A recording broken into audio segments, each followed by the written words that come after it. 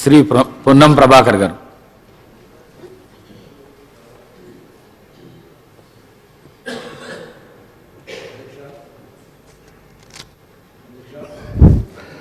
మీరు శాసనసభ అధిపతిగా అయిన సందర్భంగా శుభాకాంక్షలు తెలియజేస్తూ, గతంలో విద్యార్థి సంఘ నాయకుడిగా పనిచేశారు. ముఖ్యంగా చేనేత వర్గానికి సంబంధించినటువంటి టెక్స్టైల్ శాఖ మంత్రిగా పనిచేశారు.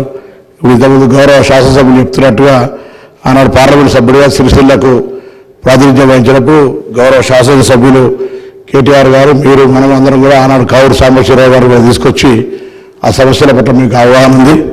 ఈరోజు కూడా ఒక బీసీ వెల్ఫేర్ మినిస్టర్గా సభలో మనందరి ఆకాంక్ష కూడా అట్టడి వర్గాలకు సంబంధించినటువంటి చేయూతనియాలి, వాళ్ళందరి పైకి తీసుకురావాలనే అంశం మీద మీరు కూడా ఆ వర్గాలకు సంబంధించిన ప్రతినిధిగా, వాళ్ళ సమస్యలు తెలిసిన వ్యక్తిగా తప్పకుండా సభ చర్చలో దానికి అత్యంత ప్రాధాన్యత ఇవ్వాలని, బలైన వర్గాలకు సంబంధించి కావచ్చు, దళితులు, గిరిజనులు, మైనార్టీలకు సంబంధించిన అంశాలు వచ్చినప్పుడు వాటిని కొద్దిగా సానుకూలతగా చూసి మన ప్రభుత్వం ఏ ప్రభుత్వం ఉన్నా వాటికి ఎక్కువగా న్యాయం జరిగే విధంగా మీ యొక్క సభా కార్యక్రమాలను ముందుకు సభ్యులందరిగా మార్గదర్శకత్వం చేయాలని ఆకాంక్షిస్తూ, మీరు మేము ఎన్ఎస్సీ నాయకుడిగా ఈరోజు సభాపతి ఎదిగినటువంటి సందర్భంగా ఒక మాజీ ఎన్ఎస్సీ నాయకుడిగా మరొక్కసారి వ్యక్తిగతంగా కూడా హృదయపూర్వకంగా అభినందన తెలియజేస్తూ, శాసనసభాపతిగా అందరినీ కూడా మా అందరికీ రక్షకుడిగా శాసనసభ లోపల ఒక శాసనసభ్యులు 3వ తెలంగాణ శాసనసభ్యుల గౌరవాన్ని పెంపొందించే విధంగా